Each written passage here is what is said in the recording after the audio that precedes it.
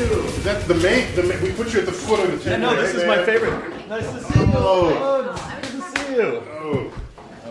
So we pretty much covered it. In the 1960s, they would shave the hippie head and put you in the Marines. And this is, I got drafted. Yeah, nice little jar. You got a jarhead going. He did like cry when they were doing it to him, just like one of those movies. It took so many months to grow this. Hey, man. Yeah, no, I don't know what happened. I just decided to go for a more military cut lately. that is. That's Did you really? Like that was the thing you decided? I didn't say I want a military cut. I just said high and tight. I'll tell you. You know what? I'll tell you exactly where it came from. I saw a picture of David Beckham. Yeah. And his hair, it was just like super shaved on the sides, and I'm like, I like that. no, but you need his body, I think, if you're going to pull that one off. Oh man, yeah, Right but out the gate, slam. Sean, You got Tyson. well, the guy who cuts my hair can't make that happen. He can't actually chisel my body as well. So the best I can do is All kinds of surgeries now, Chris. ear to the top of the head, Beckham. Yeah.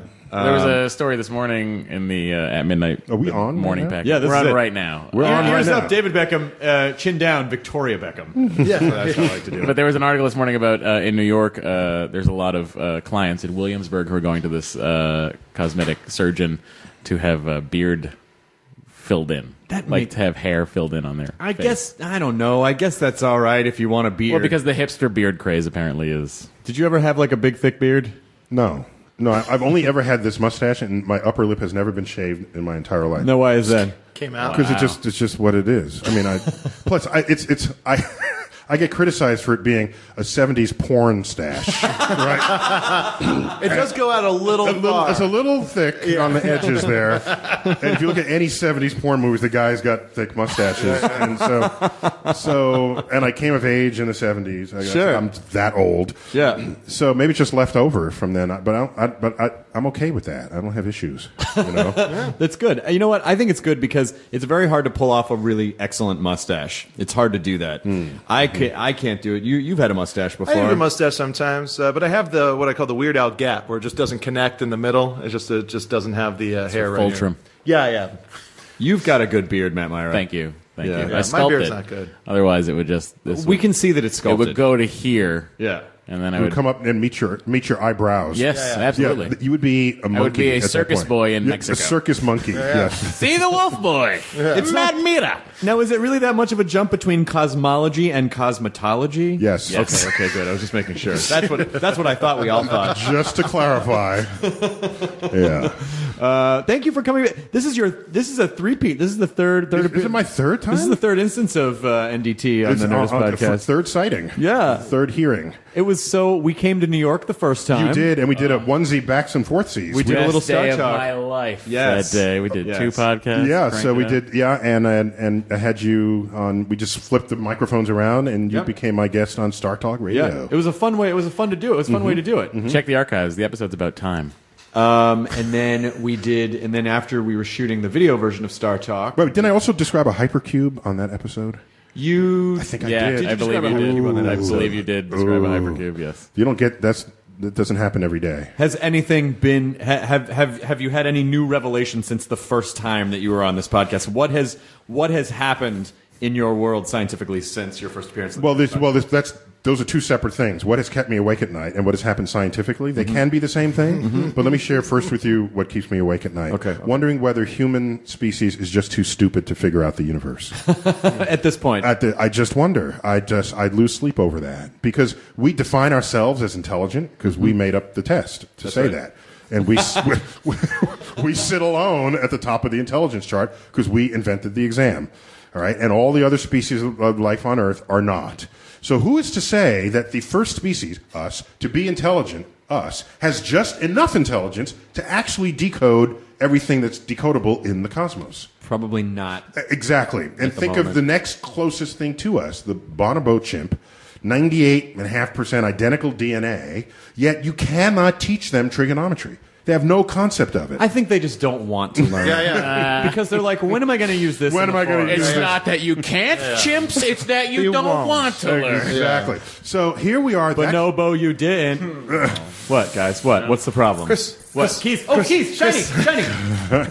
So that's only 1.5% difference in our DNA. And so imagine 1.5% beyond us. rather than below us. Sure. In intelligence, beyond us. Their toddlers would talk about things that would completely confound us. Potentially telepathically. Possibly. That's how we always think about how intelligent species would communicate. But that could be just so trivial for them, they don't even bother. Now, I don't want to... Maybe this goes into... Just broke my brain. Maybe this goes into Kurzweil territory, but I always had this idea when I was growing up that the next major stage of evolution was essentially going to be manufactured by us and not something that was naturally selected, that we would actually create the intelligence in our own... Yes. Oh, yeah. Why not? Yeah, it's just a matter of the size of your tools. Mm-hmm. Mm-hmm. What was that, porn stash? Is that my new moniker, porn stash? Porn stash, come over here. Hey, it's Dr. Porn Stash. The universe isn't the only thing that's ever expanding. I mean, come on. No, think about this. We're in a room where I see bricks that have created a wall. Mm-hmm. We have tools that can create a brick and put a brick in its place and make a building which is bigger than the brick. Mm-hmm. All right, that's how you make big things. Sure. You have tools that control the little things that comprise it. Mm-hmm. All right, so we don't have tools to remove and add atoms in our genetic code. If we did, you just go in there, oh, you've got this condition, but pull one out, put another one in. I have the tools to do it. You're good as new. Mm-hmm. Great. Right now, we're very clumsy on the atomic and molecular scale. We have no way to gain access to it.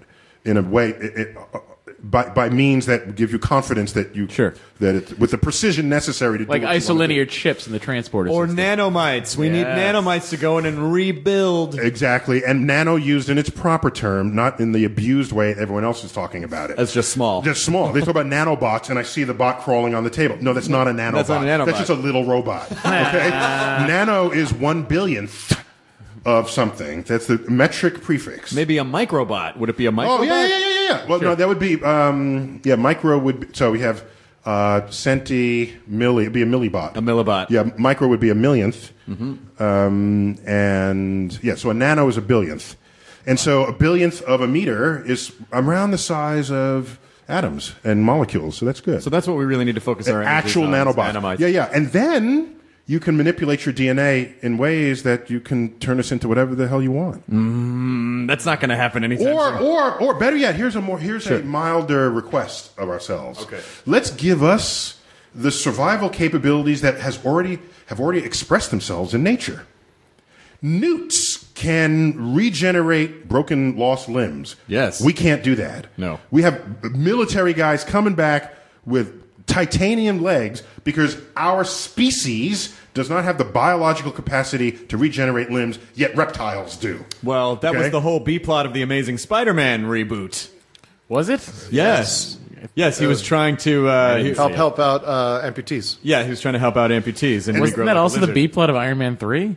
Well, listen. I just said a very Matt Myra thing. Well, listen. But it wasn't. What do you think of this? Wait. So the point is, think about it. If reptiles made a list of who should be on the top of it, it would be, well, we can regenerate limbs and humans can't. Yeah. So they're way down on their scale. Sure. Yeah. I mean, it's just any animal could put what it does that no one else can do and put that at the top of the scale and put humans way below them. I do like that you said reptile and scale in the same sentence in two different usages. That was not on purpose. Yeah. Okay. But I'll take the credit for it. What do you think of this idea of this theory that perhaps the universe is a simulation that's running? Oh yeah, I would call it hypothesis. Yes. Yeah, theory. Theory has to be tested. Theory is tested, and it's an organizing principle of our understanding of nature. The theory of gravity, theory of relativity, quantum theory, evolutionary theory. Those are established truths of the world. So hypothesis. Yeah, I think it's kind of cool that we might be some PhD thesis simulation of a universe in somebody's lab. I don't have a problem with that. I just give me something to test that fact. And one of the ideas is, in any simulation that you create, there are always boundaries to certain variables. Right? So you don't put unlimited range of things because your simulation doesn't need it. It would interfere. So you look around the universe and see if there are things that have no need to be limited, but you find out that they are. Mm-hmm. One of the things are cosmic rays. They have energies that go very high, but they seem to be butting up against a limit, as though some master programmer had said, we'll never need limits beyond this. Let's just put it there.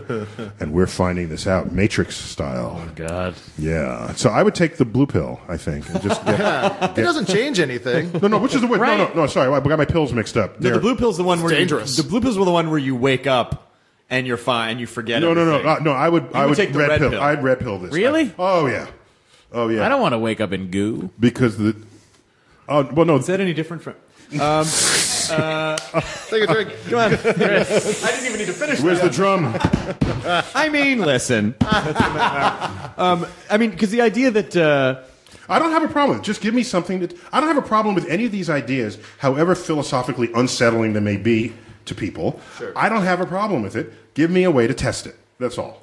So this... why do you think it is that we lack the capacity to even grasp what the universe is? When you start trying to think like, well, if the universe is expanding, it's expanding into what? And what is beyond the limits of the universe? Yeah, because our brain evolved on the Serengeti, or wherever it was in Africa, where your biggest problem was food, sex, and shelter, not contemplating infinities. So we have no... If we needed to contemplate infinities to survive, calculus would be everybody's easiest topic. Because calculus is all about limits and infinities and getting finite answers from infinite regressions. So yeah, our brain is not wired that way. So it is stressful for many people to think of infinities or infinitesimals. Anything that is uncountable doesn't blend well with our brains. That's why mathematics, you represent it on paper, on something that is logically consistent outside of your head. And in that way, I can say, yeah, this works on paper, and it matches the universe, so we'll go with this. Whether or not you like it. I don't know if I do or not.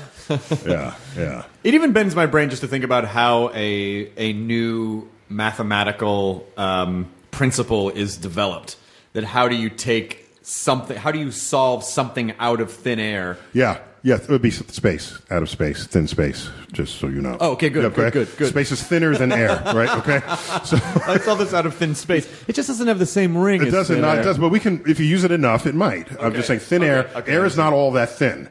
Okay, right. It's got like a gazillion particles per cubic centimeter. So, it's thinner than brick, but it's thicker than space. Thicker than space. Yeah. Got it. So Isaac Newton, when asked, once he came up with his laws of gravity and motion, and brilliant guy, my man, Isaac Newton.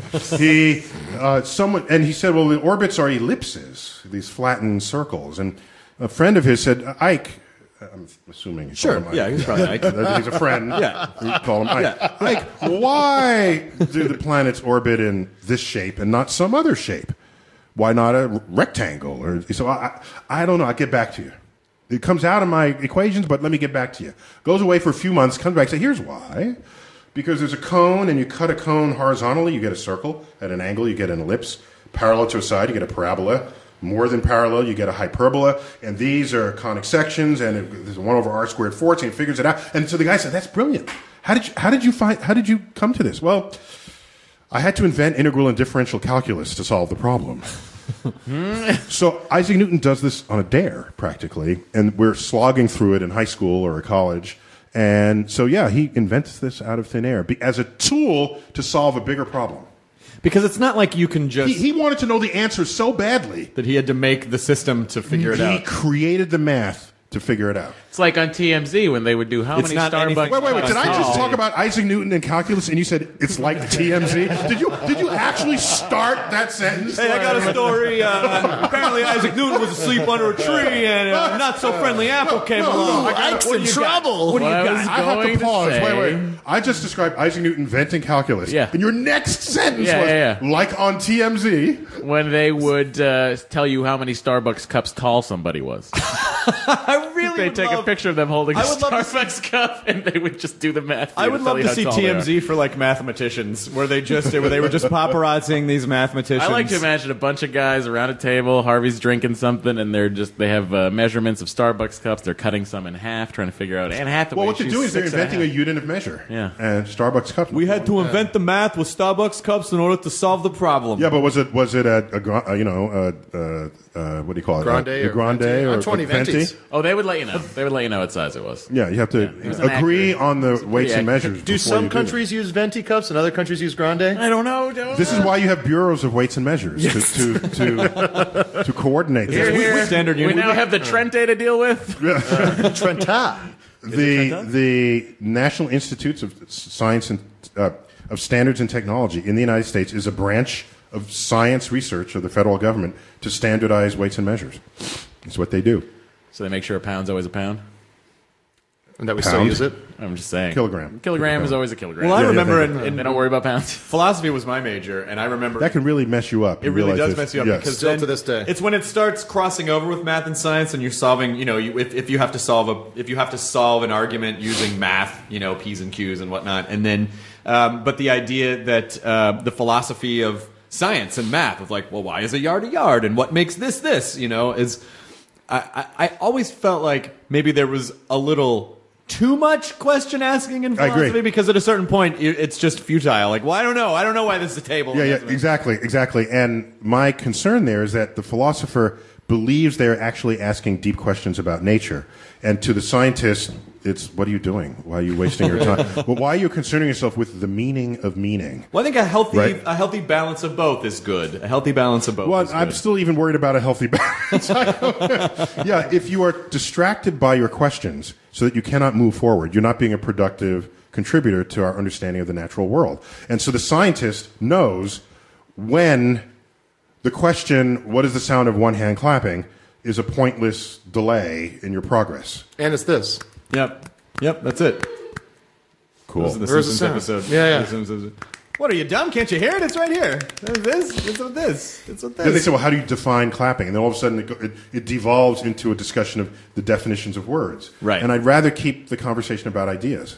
Yeah. And when you do that, and you don't derail yourself on questions that you think are important because philosophy class tells you this, Right. but the scientist says, look, I got all this world of unknown out there. I'm moving on. I'm leaving you behind. And you can't even cross the street because you're distracted by what you are sure are deep questions you've asked of yourself. I don't have the time for that. Well, I've also felt that it was a fat load of crap, as one could define what crap is and the essential qualities that make up crap.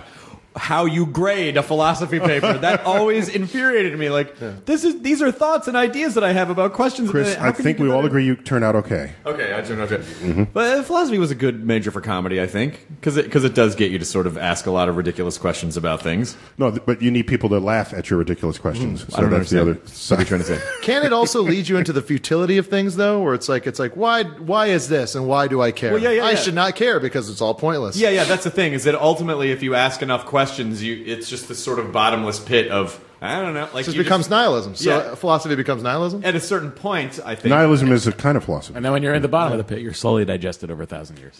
No, I'm sorry. Right? No, I'm pretty sure you're that's thinking it. of the pit of Sarlacc.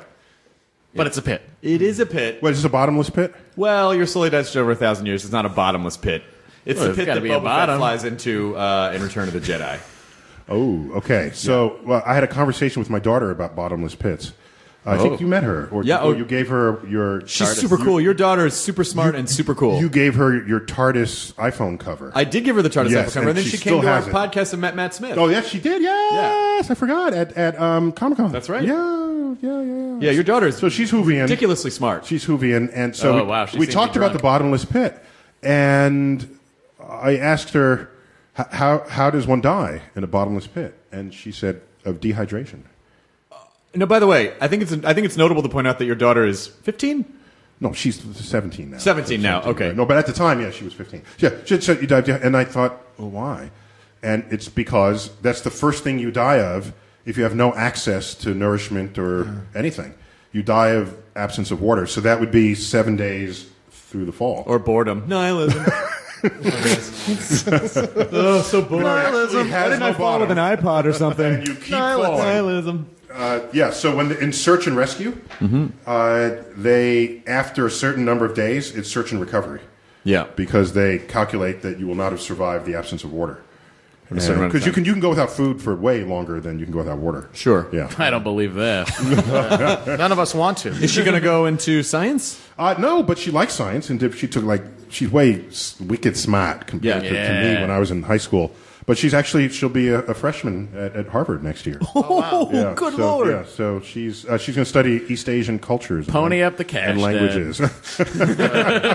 Start it now. Save it up. So no, but she's definitely scientifically literate. That she was not going to leave the house. I will That tell was her true. all the good burrito places around there. Yeah, Matt's from Boston, so Boston. he can give you the. I was in my girlfriend Chloe and I were in New York a few months. Tell Chloe I said hi. I will tell Chloe Where's you she said now? hi. I've never seen you without her. Chloe's working. She's working the same as I'm working now. So Okay. she's working on her stuff now. But we went to the planetarium to see the new show. Of my planetarium. Yes. Oh yeah. So you saw the dark. We saw dark. Universe. Yes, Yeah. that's right, about dark matter. Yeah, and dark energy. It's And so dark great energies. that he literally can say my planetarium. Oh, no, sorry.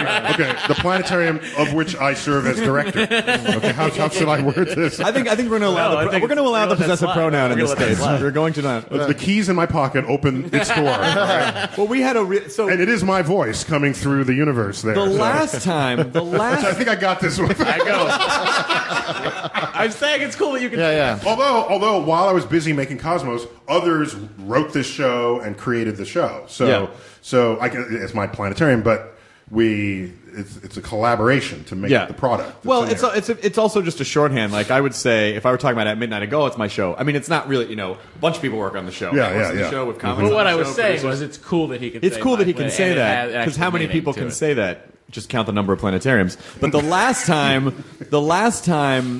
very and I, numerical of you. That's Yeah, very thank good. you. Very mathematical. Thank you. I solved it. Count them with Venti I didn't want to cups. end it with philosophy. I wanted to have a concrete answer.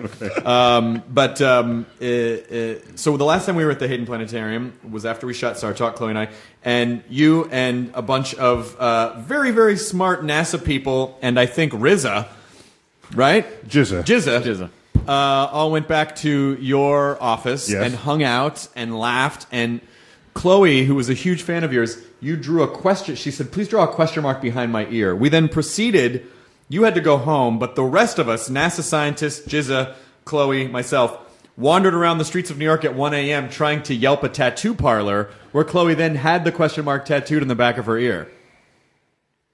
Well, there's a quote from Rainer Maria Rilke, the poet, and one of the poems ends, "Learn to love the questions themselves." Oh, see, now that tattoo has an even better story. Yeah. And what is that great rock song from the late 60s, early 70s?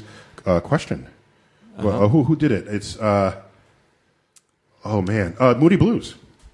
It's called Question. Look I was it up. worried It's you were great- talking- It's a great song. For a second, I thought you were talking about the Authority song by John Cougar Mellencamp, but it's not the same. No one's it's not ever the same talking song. about that It's not song. the- Not even John No, Cougar check this one out.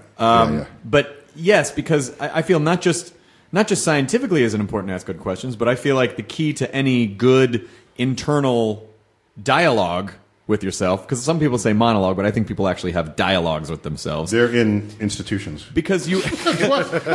No, but honestly, think about it. Think about Don't this. encourage this, okay? No. Think about this for a second. I don't know who your audience is, but if you encourage them to have conversations with themselves. But when you think about things and you ask your brain questions, you're basically throwing a question out and then an answer fires back. So you are in a somewhat of a dialogue. You're with your reflecting. brain. Okay, but the question is not some other entity. It's still me. Still you. Okay, fine. But you're basically shouting Fine. into the void of your own mind, and then an answer is being fired back. Speak of the voids only of your own mind. Okay, I'm sorry. Well, my planet. Oh, I don't have a planetarium.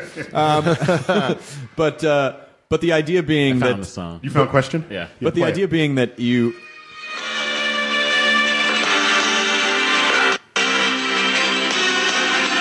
Oh yeah, I know this song. It's a live version, maybe. Oh no, I don't recognize the line. Yeah.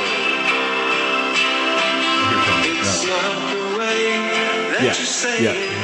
I don't think I ever knew the song was called Question. Yeah, I know this song. Just grooving on it, man. Now we're in philosophy class. Question mark mysterious. So cover this. Think about it. You won't believe it's true that all the love you've been given has all been meant for you. I'm looking for someone to change my life. I'm looking for a miracle in my life. You know know what this is playing? This is when you need to walk in and a handyman sit and go, I hear your planetarium's broken.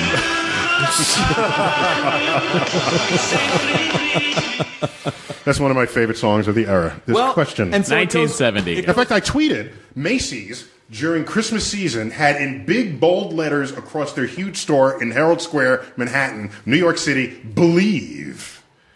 And I said, wouldn't it be cool if one year, instead, they had question? Oh, yeah. I tweeted that. And are they going to do that? I don't know. But people reacted, yeah, fucking A, yeah. Question Santa Claus. The two places I go to whenever I'm in New York is your planetarium and that Macy's because I love wooden escalators. Yeah, they have wooden escalators, yep. My favorite thing. So what? They're like 1,000 cavemen, Yeah. you know. Is there like a guy on the side just cranking in? little gerbils on the Yeah. Just like a bigger guy comes in. Oh, here we go. And bigger guy playing the accordion. This is a principle that I think people should apply from science, which is in this internal monologue, dialogue, whatever you want to call it, is asking good, effective questions. Because you will get answers back in your mind no matter what type of question you ask. However, not all questions are created equal. That's correct. So at the end of Isaac Newton's book called Optics, he has his last several chapters are called queries. These are crumbs that fell off his plate that he didn't have time to get to.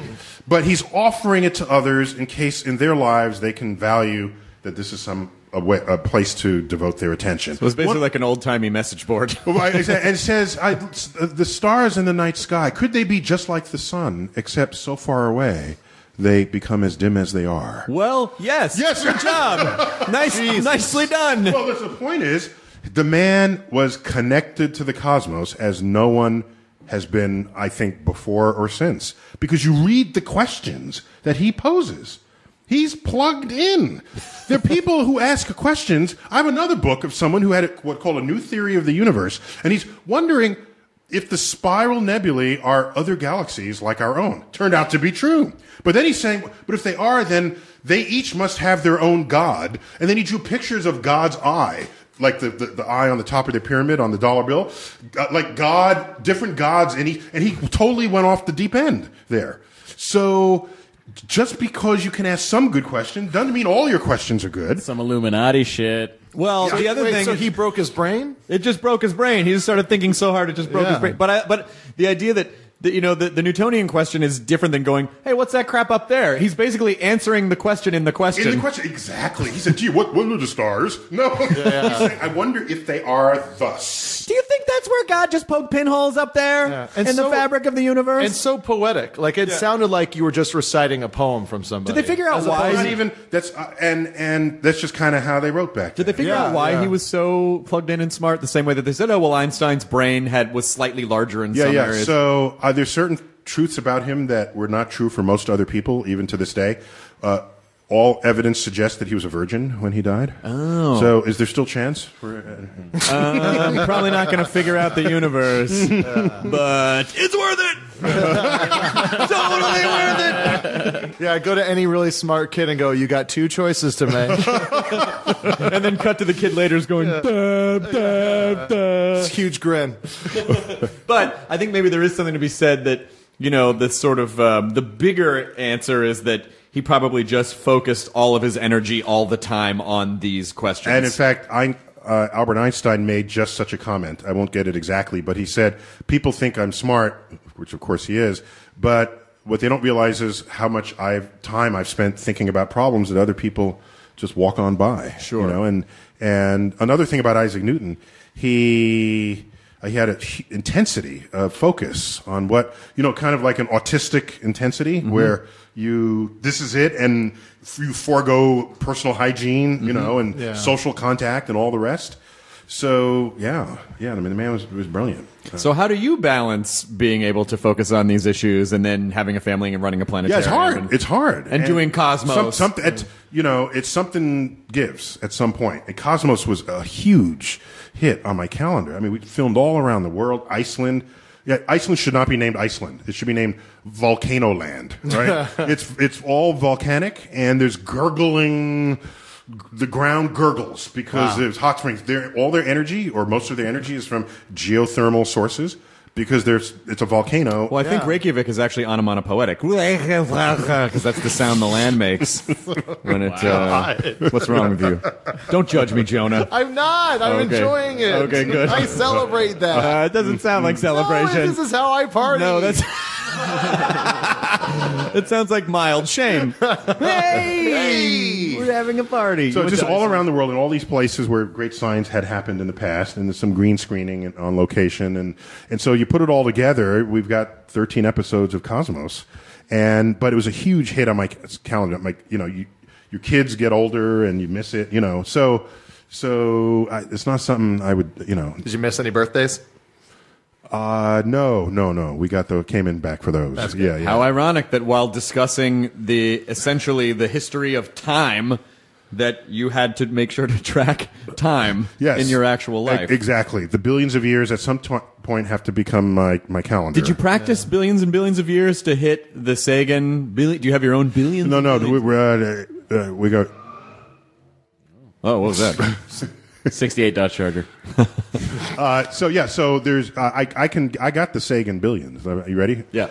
Billions and billions. Yeah. I got that. I got that. So I said, well, how about trillions and trillions? Whoa! One up. Take that, Sagan. Took every line and just tweak it up a notch. Take it up. Quadrillions and quadrillions. Yeah, quadrillions and Googles. And, So this side. First of all, I think it's. by the way, congratulations on your show. Oh, thank you very much. No, it's fun. If I'm not too sleepy, I watch it. I appreciate that. You're doing a little walk-on in the show today, which I'm very excited about. Yes, I'm happy. I'm glad we did that. I didn't know how I could slot in, but you found a way. We did find a way. So very good. We found a way. Life finds a way. Yeah. I'm not familiar with chaotician. Wait. Life finds a way, except when it doesn't, because 97% of all species that ever lived on this earth are now extinct. Oh, I'm getting Goldblum on the phone now. So therefore, the life finds a way is myopic, actually. To say though that life does it's like life is energy and energy is never destroyed, and so then it just kind of seems to roll in. I don't even know why I tried to start say something smart to you because you burned a whole lot of things are energy, including the light bulb. Yes. And it heats the air, and the air radiates to space. So the energy's still there. It's not usable. You'll have to forgive Jonah. Forms. He's not a virgin anymore. Yeah, so there's certain high levels of energy and very low levels of energy. When you hit the lowest level of energy, which is heat, basically, it's very hard to get that back to higher levels of energy. So when you die, your body temperature drops to air temperature. Mm-hmm.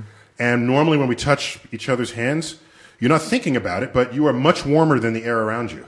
So we call that normal. When you die, you hit 72 degrees. You say, the body's cold. You're actually normal. No, you're actually normal. You're the temperature of everything else you're touching normalized. in the room. And where did that heat go? It warmed the air, and the air radiated it to space. Maybe instead of death, we should just say that people have normalized. Well, they've normalized. They've essentially gone to their ground state, literally. You've lost your metabolism. Your metabolism is the expression of life. Right. Your metabolism maintains your body temperature at 25 degrees warmer than the air would rather have it be.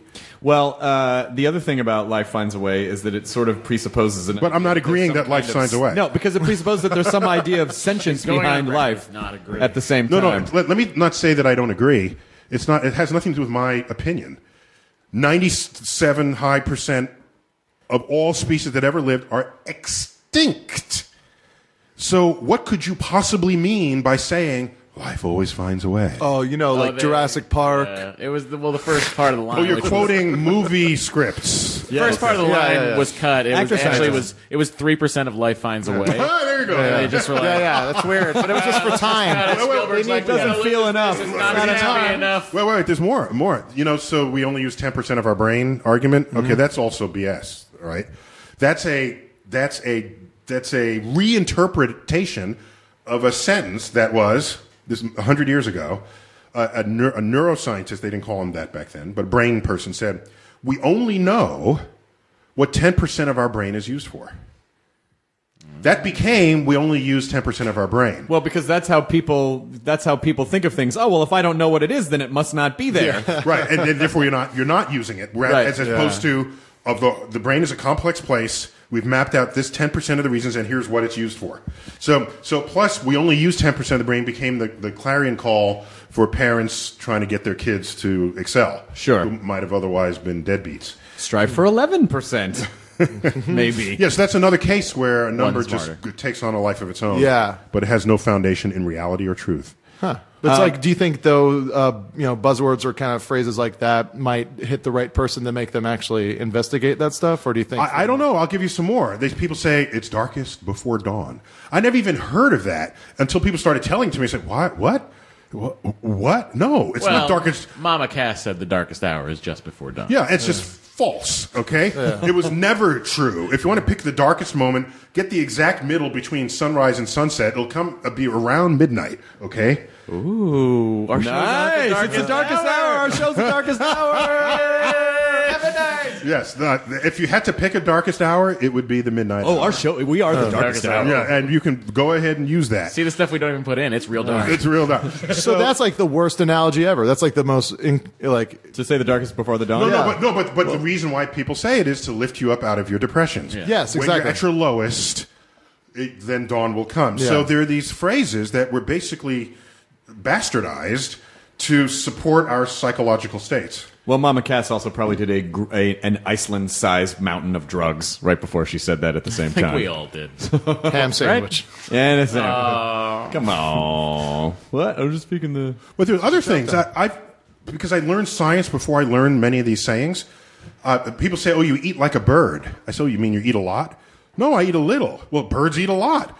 Anytime you see a bird, it's eating or looking for food, okay? You ever put food in front of a bird and said, "No, I'm full. No, I can't." No. This just means don't have a scientist over to your house because they're going to poke holes in everything you believe. I'm just saying. You know who's not fun at parties? Neil deGrasse Tyson. I get it, Neil. We don't really eat like birds. Jeez, what is I just want to use a little hyperbole around here. No, what I'm saying is I knew about the bird metabolism. Birds are warm-blooded. And so like us, they have to basically eat continuously. You have to realize what we must look like to crocodiles.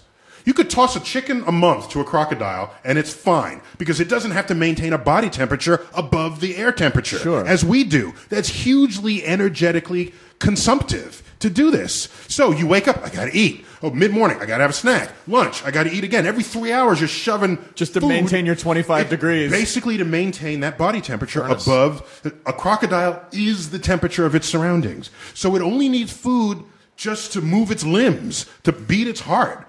And so a chicken a month is fine. So all this video of crocodiles being ravenously hungry, they waited a month. Because that's not interesting footage. Only the point where it eats. Do you then show that and you think that's all they want to do is eat? Like when James Bond had to get away from all those crocodiles and live and let die. And he ran across them. Is that not the one where he ran across them? Yeah, It had been a month. Maybe it had been a month or so. Yeah.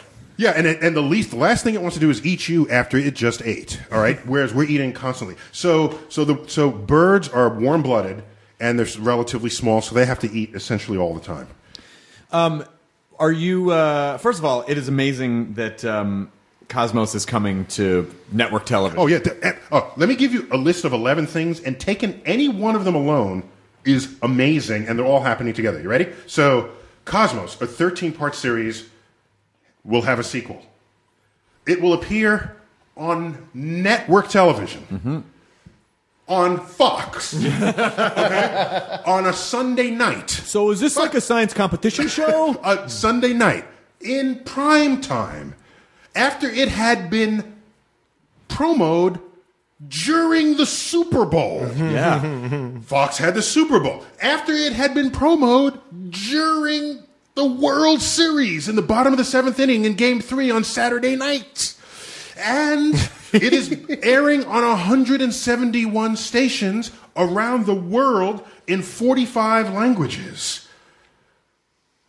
Any one of those sentences... And it's produced by Stewie. It's a mind blow, okay? And so the fact that it's all happening together is a stunning statement that there is a recognition by forces that be that science deserves to be mainstreamed. Was Seth MacFarlane? Seth MacFarlane brought us to Fox. Yeah. Yes. So Seth MacFarlane of Stewie's voice. So it's the He's power. Brian Griffin. He's Brian. The power who breathed life into Stewie. but it is. So people think of it, well, is Stewie going to pop up?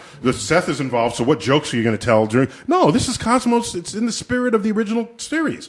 He's a talented guy, and he likes science. If you watched Family Guy, every other episode, there's some reference to science. Poking fun at people who don't know science. Stewie has a time machine, for goodness sake. Do you know Seth came to New York to visit? He said, I'm coming to town. Can you do lunch? I said, sure, I'll do lunch. Fine, I moved some stuff around. We did lunch, and we're having lunch, and he's asking me 30 questions about cosmology. The entire lunch was about cosmology. 6 months later, Stewie goes back to the beginning of the universe, observes the Big Bang with his time machine, comes back, concludes that him rebooting his time machine started the Big Bang itself, and at the end, I get a full card credit, science advisor, Neil deGrasse Tyson. So the man likes science. That's a good thing. This reminds me of the time Joan Jett and the Blackhearts went to Europa. Yeah, boy. So there's a whole side of Seth that is revealing itself in his participation in the series. Well, I think it's great that, because obviously someone like Seth can go to Fox and go, you should put this on mainstream, and they'd go, oh, okay. Yeah. So at the beginning, we ran Dads for 22 episodes. At the beginning, maybe no one told me this, and I don't know, and maybe I'm just reading, but I think at the beginning they may have felt some obligation to him because he's a big product of theirs. Okay, let's make Seth happy. We'll do maybe a pilot or a couple of episodes here. Then they started warming up to it. They said, hey, let's do a whole 13. Yeah. Hey, let's put this budget in it. Hey, let's put... By the way, the international distribution is... Fox owns 3/4 of National Geographic Channel. And National Geographic has all these inlets to Asia and Latin America and Europe. Yeah, that's right, because Cosmos is going to first run on Fox, and then the next night it's going to be on National Geographic. National Geographic domestically and National Geographic internationally in the 72 hours that follow it. That's rad. So... And now Latin America, they said that they found some they're going to dub for me.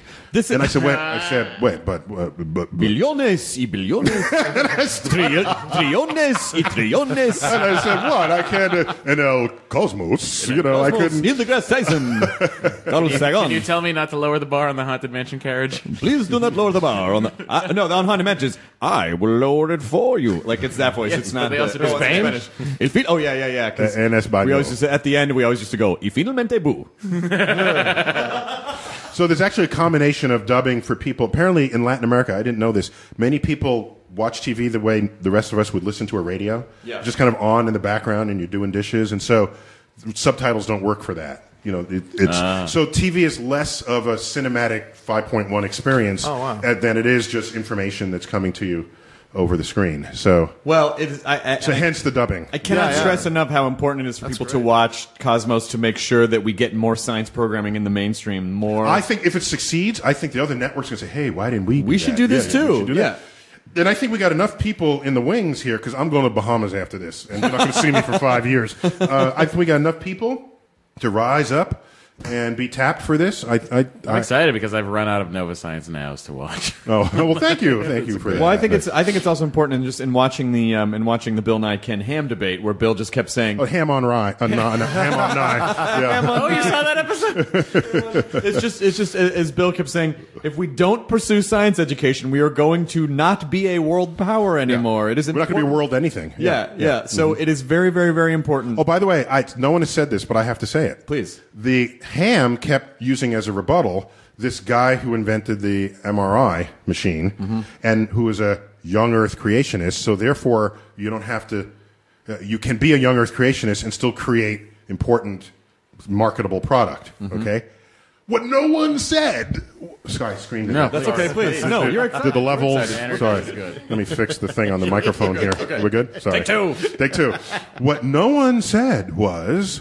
The person who discovered the principle on which the MRI is based, his name was Edward Purcell. He was my physics professor in college. He was interested in the behavior of nuclei in atoms scattered in the interstellar medium. And one of those nuclei, in the hydrogen atom, has a flip of the quantum spin orientation of the electron, and it spins once every 10 million years. The spin flip happens once every 10 million years, and you can measure that in space.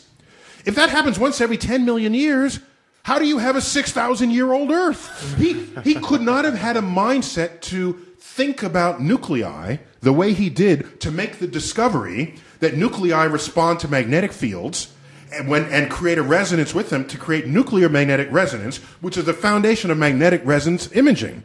So here's this guy inventing a thing based on somebody else who recognized a vast and infinite universe that's way the hell older than 6,000 years. Yes, so ultimately... That doesn't happen. So ultimately, his example had to recognize science in order to make the thing. Science of the past, science of history, science of time baselines that go far beyond any discussion in the Bible as interpreted by literalists. So no one jumped in there and said, I'm saying it here and now for the first time on Nerdist. Thank you very much. And this, I think it's very appropriate. What a scoop! It is a good scoop. It is a fantastic scoop. Oh, by the way, and the nuclear magnetic resonance, that's one of the taboo N-words, or the two. So wait. So different from the other one. Yeah. So in hospitals, you're not walking into a nuclear magnetic resonance imager. They took away the N-word, because people are afraid of the word nuclear. Yeah. So just this is MRI, magnetic, not nuclear magnetic resonance. Yes, because imaging. people think that nuclear means bomb goes off, not just of or pertaining to the nucleus. The nucleus of the atom, right? So that got purged. That way, you will go into the machine to do this. Well, there was someone did tell me once that this idea that you cannot reason someone out of position they did not reason themselves into. Yeah, I think that was actually Tim Ferriss who told us that on our podcast. Yeah, so that's a well-known approach or attitude to have, and you got to be more strategic. But I think it's funner to say than it really is true in reality. I think for half the people that's true. The other half, you can show them some really mind-blowing things and shock them out of whatever was their philosophy of thought into a new understanding of the world. So I think you can use reason to get someone out of a thought that they didn't use reason to get into. But it's a good prep for you when you start your argument. If you're trying to argue with someone who is blinded by their religious, political, or cultural philosophy. I will say this about the debate. The thing that I was impressed by the ham on nye debate. The ham on nye debate was the tone of it, because normally when those debates happen, it just evolves into name calling, and I felt like both parties were respectful to the other side. I mean, even though, of course, I'm biased, but in my opinion, 6,000 years. We all know, Chris. Bill Nye basically brought Excalibur. Wait, when you speak the truth, it's not bias. Yeah. Just so you know. Okay. Yeah. But I mean, Bill. That's a tweet. I'm going to tweet that. Bill, I would let Bill debate anything. Oh, I'm excited. I favorite it right now. God, I'm going to get on that bandwagon and retweet it right when you. I would let Bill Nye debate anything for me. Mm-hmm. That guy is phenomenal. Yeah, we all. I mean, I didn't. I'm too old. But others, they learned science from the guy. I mean, yeah, it's when I think it's. Bill got successful because we have lazy science teachers. So rather than them teaching, or they're not as competent, right? So they say, I got this 20-minute clip of Bill, I'll put it in the science classroom. And so everybody sees Bill in the science classroom. But you and Bill have the same thing, which is that you're able to take scientific principles and make them interesting and engaging and fun. And that's very, very, very important. Not everyone can do that. Some people, and a lot of scientists, some people are so science-minded that they really lack the ability to communicate with non-sciencey people. Yeah, and so, by the way, we were never rewarded for that historically, so you can't really blame scientists for that. No. Yeah, that's like blaming, a Miss America for not knowing advanced calculus. Sure. It's not part of why she got there, right? So, and I don't know why they always ask them about world politics. Yeah. But what is that? Why? Yeah. Well, they're people who are beautiful and maybe smart, well, if but they're primarily beautiful. If they're going to represent our country, they need to know politics when they battle in a cage match. No. So here's the thing. Do we ask diplomats beauty secrets? We should not do that. Yeah, those questions that's gotcha journalism. They would just be that's right there. That's what I'm saying. If you want gotcha journalism, go ask diplomats about beauty secrets. They'll be clueless. How do you groom your eyebrows? You can groom your eyebrows. Oh, that's I'm going to racist. take a If we picture of him knew. tweeting and then tweet the picture of him tweeting the tweet. Okay. Oh, this is getting super meta. Compose it. Yeah. Oh my God, this is gonna be like the last scene of Reservoir Dogs. Who's got the 5th iPhone? Someone shot Chris Penn. You I'm going to get a not biased. I'm going to get hard walk in the shot. Hard luck. Thanks. Anytime Jonah, you need to scoot in a little if you want to get You- in. I can't get mad at my shot then. are speaking Just one more time, just for the truth. So This is really. you are not biased. Is that the whole tweet there? That's a short tweet. You are not biased no. if you were representing the short. truth. Anytime you you are. ever speak the truth. How about anytime you ever speak? I'm trying to read this here. Hashtag doing Nerdist podcast. Chris. What? I'm just What? I'm just trying stop to with get the a little branding. promo for the Just company. stop the Okay? branding No, I real just want to quick. brand his Let's- tweet. I just want to brand his tweet. You know, in the old days, He owns part of that tweet. Subsidiary of Legendary. okay. All I'm saying is, I'm going to send over the paperwork. You can sign on your behalf of the tweet, and I'm going to. No. Done. Wait, hold on. No, I can do this better. You speak among yourselves. Oh, yeah, sure. You want to know here? We're going to talk the religion science thing. It's like I find the people that are religious and kind of go against what the things that like science to me makes the entire world beautiful at the moment that you're living in it. Yes. You can look around, you can find beauty wherever it is. Where people who are religious will say that it's something else that they're seeing and say that they're kind of working towards a thing that's going to happen after they're gone, which I think is kind of insulting to the beauty of the entire universe. Well, look, I don't fault anyone for having religion in their life. I think if they love that and enjoy that and need that, but when it kind of gets in the way of advancing us as a culture, because in my estimation, and maybe Neil can tell me that I'm not correct about this, but You're not correct. Before I heard you, you're not correct. No, is it going to be weird if I actually am? I just feel like there has been 100% evidence in the past that religion has had to ebb its definitions to accommodate science, but the reverse has never actually been true. That's correct. The reverse has never been true at any time. So the point, my issue, and I agree with you, people, religion brings comfort to people. I don't have an issue. In a free country, a country founded on religious freedoms, that's a big part of how America came to be. People who came here were escaping religious persecution, and so we all have freedom of religion. That's how that played out. And so the issue is, if you think your religion equals science and you try to put it in the science classroom and it's not, right? Then I have an issue. Otherwise, I don't go knocking on the preacher's door saying that might not necessarily be true. You don't even have atheists picketing outside of churches. That doesn't happen. Well, I just don't think that Okay, I got the tweet. You got it. What is it? I kept it simple. KISS. You are not biased anytime you ever speak the truth. Tweet. Nice. There you go. You can feel a ripple in the matrix. Right. Because we all took the red pill. Wait, should I? I'm sorry, I didn't hashtag Nerdist. No, It's fine. Don't worry about it. You sure about I was that? totally, Take care of I was that. totally fine. Since you did it in the room, he does have a device that just puts that on there. Look at it right now. It's, He actually bought Who Say? It's Not just by- Nerdist Say. Not by anything. I did not buy Who Say. I like that you're at a point where you have to. That didn't actually happen. This is not so ridiculous anymore. Already 56 retweets and 37 favorites. Yeah, I know. That's how You're a machine. NDT gets it done. That's a bot. Thank you. Somebody's taking notice. Why didn't you hashtag it porn stash? Just to confuse people. Porn What? stash. You were never biased as long as you speak the truth. Porn stash? What is that? Keep them guessing. Keep them guessing. Question. All the time. It's 127 retweets. That was pretty. Damn. Okay. 100 favorites. Okay. But You got your own planetarium. You got a lot of retweets. Yeah, you're right. You're right. No, I wake up every morning. I'm crossing 1.7 million Twitter followers, and I wake up and say, guys, did I tell you I'm an astrophysicist? It's like, But that's I'm important. surprised every day. That's important for our day. culture. I do not take any of this for granted. It is wholly. There's got to be some hungry underbelly there that is not being served by all the ways. People. The world is not recognizing that many people are hungry to learn, hungry to be enlightened. But most people need science the way that you're able to deliver it to them. Most people need science in an engaging way, in a way that's you can rattle off a bunch of a character string of scientific terms, but then turn around and then say it's like this, and then people go, "Oh, I totally understand." Okay, but they still have to want to care about it, and the fact that there is a way in, I think, is I'm surprised and delighted every day. I think when people are learning anything, then their brain sort of rewards them, like, "Oh, I just learned. Oh, wow, that's really interesting." And some people confuse the pleasure of learning because they've maybe never felt pleasure learning before with sensuality. So then you get words like, "Oh, I just had a nerdgasm." Right. Yeah. I mean, why would anyone say that unless there's the juxtaposition of the good is this feeling the of stash talking? What's happening?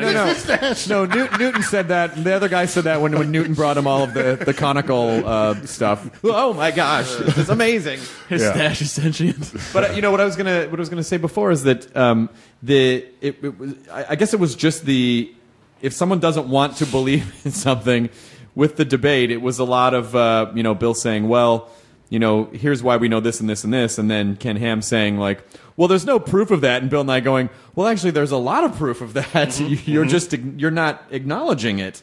That at a certain point it becomes like the philosophical debate of like, well, how do we know anything then? And then then you fall down the chasm, and guess what? You die of dehydration. Oh, scientific callback. Nice. Well, this hour just flew by, Neil. It's been an hour? I adore talking to you. Really? How'd we do it? Oh, it's only been 20 minutes. Oh, we got time. Well, this 20 Wait. minutes. Let me do some time dilation relativity on Please this. do. Dilate us time-wise. You must have your stock answers from people like, when the DeLorean, when is that going to happen? And you're like, no, it's not going to.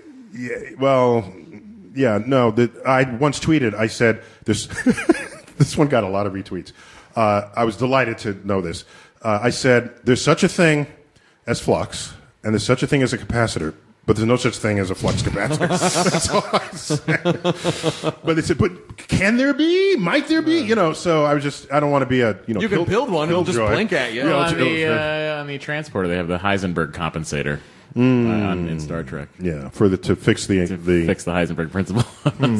Yeah, they just have they were like, let's just call it the Heisenberg compensator. What's it do? I don't know what it What's does. in the title?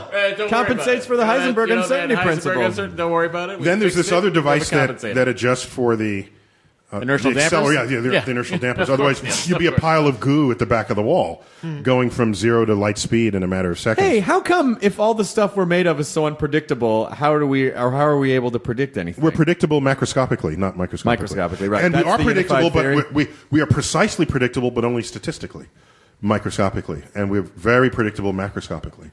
So it's not this world of unknowns. Well, oh my gosh, where do we turn? What do we know? We don't know anything. We know a lot. We know a lot. We can't tell you exactly what this atom is going to do next, but an ensemble of 1 billion atoms, we got it. We can tell you how they're going to behave, what they're going to do, what the temperature is, what the rate.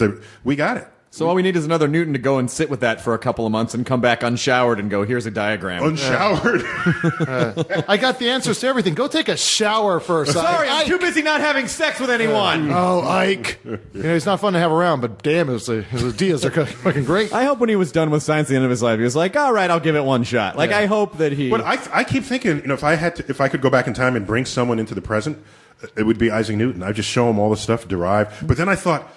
I don't know if his brain would be able to handle... That's what I'm saying. Yeah. That's what I'm saying. What's that in your hand? Well, it's a smartphone. What's a phone? Do you remember there's a right? I mean, maybe I took you back too far. Yeah, that's what I'm saying. Right, well, where does he get the time? From a satellite.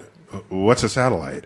Well, you first wrote the equation that enabled this. Yeah. Well, how did you get it up there? Well, we have rockets. What's a rocket? Oh, man. Right? You would never be able to... There's no conversation. Were you a Twilight Zone fan? That is my favorite show ever. So you remember the Buster Keaton episode where he goes forward in time to like the 50s and he just can't handle it? He's in the early 20th century and he's running from, and it's all in like silent movie style. Okay. And then I forgot. That's a lost episode. I forgot he that comes one. across this scientist who has this time machine and it zaps Buster Keaton into the present of the 60s, day. yeah. And the present of the day, and then there's sound. And the brilliance of it is that it very much in a sensory way shows what it probably was like to go from the period that he came from and then drop him into the inner city traffic and lights and electricity and all sorts of crazy shit. So that's what I wonder. It drop us 50 or 100 years from now, would our heads explode? Yeah. Well, I think we are so accustomed to innovation at this point. Because of the last 50 years of what we've done, that I think we would expect. No. You are overvaluing the meaning of the present. I have books that go way back, and I have. You ready? Yes. 1900, an editorial in the Brooklyn Daily Eagle. All right. Okay. It is January 1st. Hipsters. 1900. Okay, the Brooklyn folks. Okay, and in it. It says, because we were riding high, we had... Gentlemen, need to fill in beard patches? We had dirigibles. With the internal combustion engine car had been invented. Railroads were crossing. We had gliders, okay? And the editorial says, we can scarcely imagine that advances in transportation in the 20th century will rival those of the 19th. That is what you sound like right now. We are so accustomed to innovation. How could we possibly be impressed? But we are. Not only are we accustomed to it, we expect it. We expect it. We expect to get a new device every year. No, in 100 years, I say, can I borrow your head for a minute? Because I want to put it on his shoulders so that we can transfer some data. Futurama. Okay? You would freak out. Say, no, I'm not giving you my head. What are you doing? You're crazy. Yeah, I'm not giving him my head. I'm just saying, it's who is to predict what it is. And everyone thinks they live in special times. That's the perennial...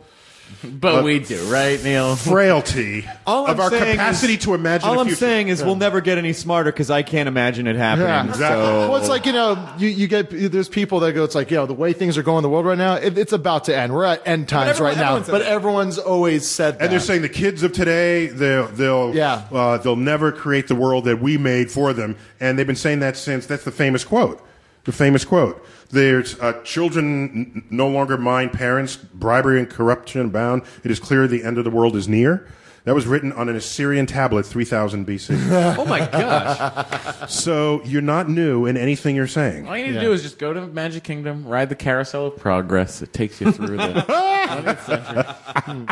All the advances in dishwashers. There was a really good Whitest Kids You Know sketch where it's like these two I thought guys- that was not the Magic Kingdom. That's in Epcot Center. No, it's in Magic Kingdom. The Carousel of Progress is in Magic Kingdom next to, it's in Tomorrowland.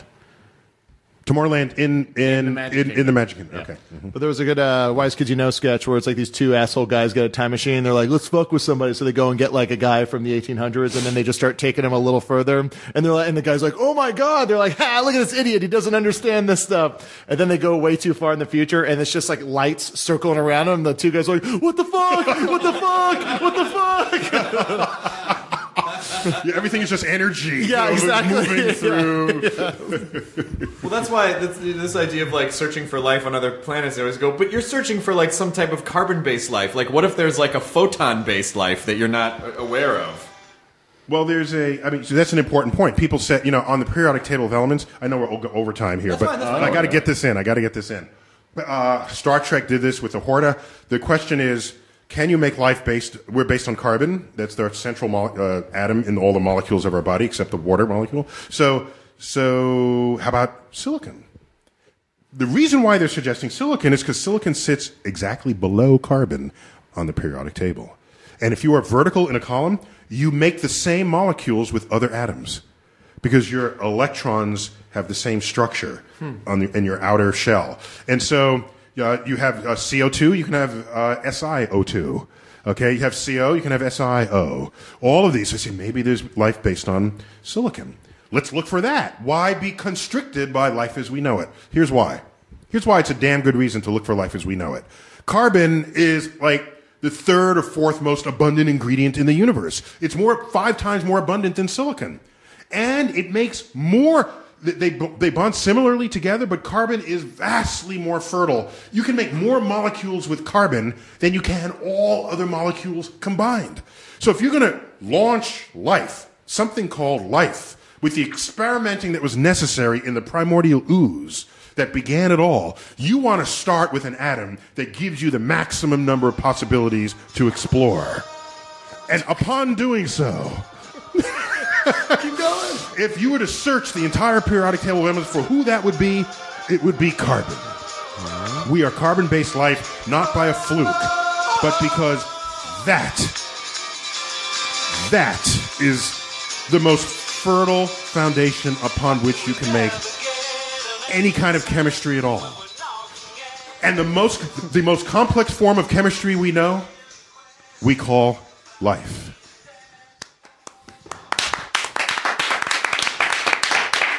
All right, that's all going to be on the test, you guys. Enjoy your weekend. Bring a number 2 pencil on Monday. We're doing Scantron. And don't forget to watch Cosmos on Sundays on Fox. Cosmos on Sundays on Fox. Dr. Neil deGrasse Tyson, carbon sympathizer. Carbon sympathizer. Neil deGrasse Tyson, lover of knowledge, delightful human being. One of my favorite people. Neil, I always love hanging out with you, and thank you so much for everything. Thank you for science. Thank you for Cosmos, and thank you for coming here again. It's a pleasure. First time in your studios. So yeah. Would you please tell everyone to enjoy their trillions and trillions of burritos? Trillions and trillions. Of burritos. Thanks, everyone. We leave you now with Moody Blues. Shut up, Square. The Moody Blues knew how to write a long song. Just listen to Knights in White Satin. The's a whole, monologue in it. There's a whole poem. Yeah. What they pass as a poem. Yeah. Breathe deep the gathering gloom. Watch light fade from every room. Is this room actually stretching? Or is it your imagination? There's those karaoke songs where it's just like, you can't do it. It's up to 1,200 retweets. Oh, jeez. How's the planetarium doing? I got 38 on my picture of you. You've been giving has all been